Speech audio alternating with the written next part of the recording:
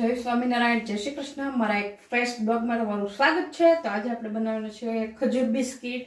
તો ખજૂર બિસ્કિટ બનાવવા માટે આપણે લઈ લીધો છે ઢીલો ખજૂર, પછી છે કાજુ બદામ અધકચરા વાટેલા, કેમ કે હાવ પાવડર વાળા દેવીને ન ભાવે એટલે। પછી આ છે કોપરું અને આમાં છે ઘી। તો આપણે ફટાફટ પેલા ખજૂરને શેકી નાખીએ, પછી આપણે બિસ્કિટ ઉપર લગાવીશું। તો આપણે ગેસ ચાલુ કરી થોડી ગરમ કરવા મૂકી દીધી છે।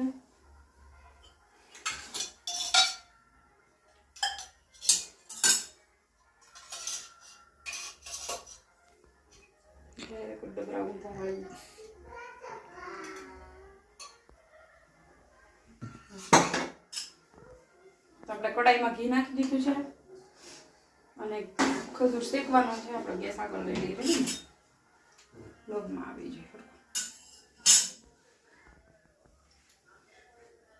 ઘી ઓગળી જાય એટલે આપણે ખજૂર નાખી દેવાનું છે।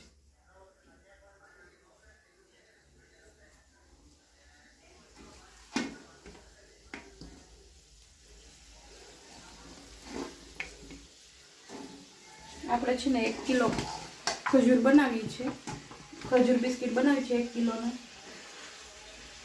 1 ચમચો મોટો આવે ને એ આપણે ઘી નાખ્યું છે।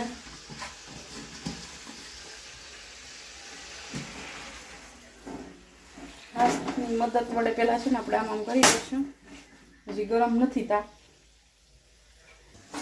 તો જો આપણો છે ને આસા પાતળો ખજૂર શેકાઈ ગયો છે। હવે આ ખજૂરને છે ને આપણે ગેસ બંધ કરી અને નીચે ઉતારી દેવાનું છે અને મોટું વાસણ હોય ને એમાં લઈ લેવાનું। પછી આ રીતના છે ને ગ્લાસની મદદથી છે ને આ બધો મેશ કરી દેવાનો।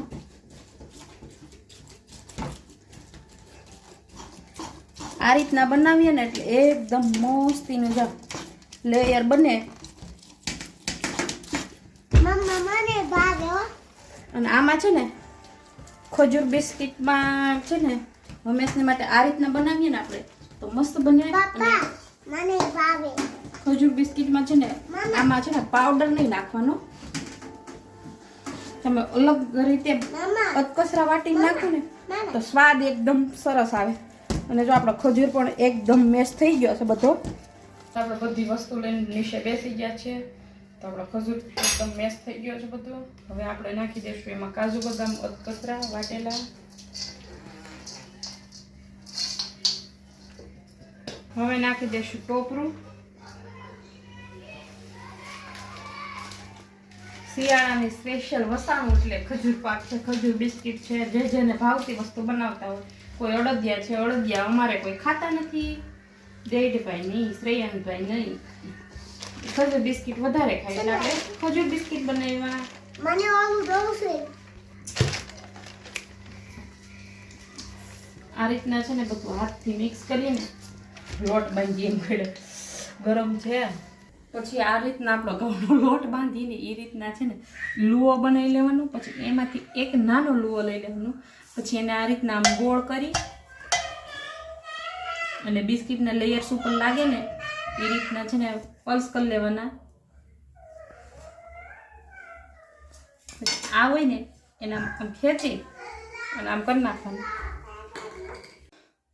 તો જો આપણે આ રીતના છે ને એક લુઓ લઈ લેવાનો અને આપણને રોટલા બાજરાના ન આવડતા હોય ને આપણે કેમ શીખતા હોય એ રીતનું છે ને આસું લેયર્સ તૈયાર કરવાનું।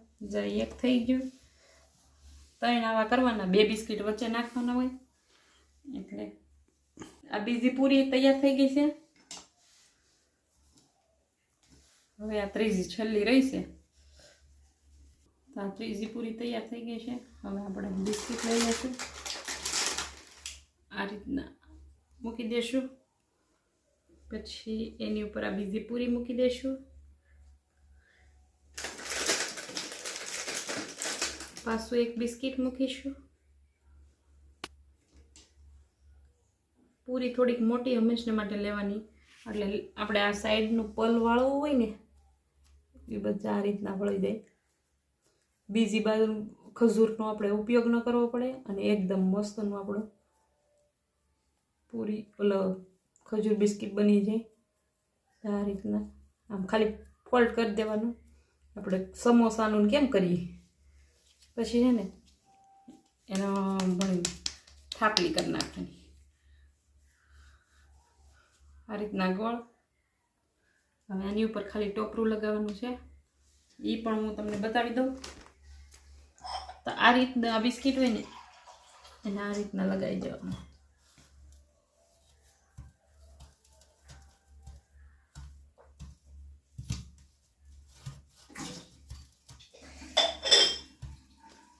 આ રીતના આખું લગાડી દેવાનું. પછી આવું અણીવાળું શાક હોય ને પેટમાં જાય એવું એને છે ને આમ કરી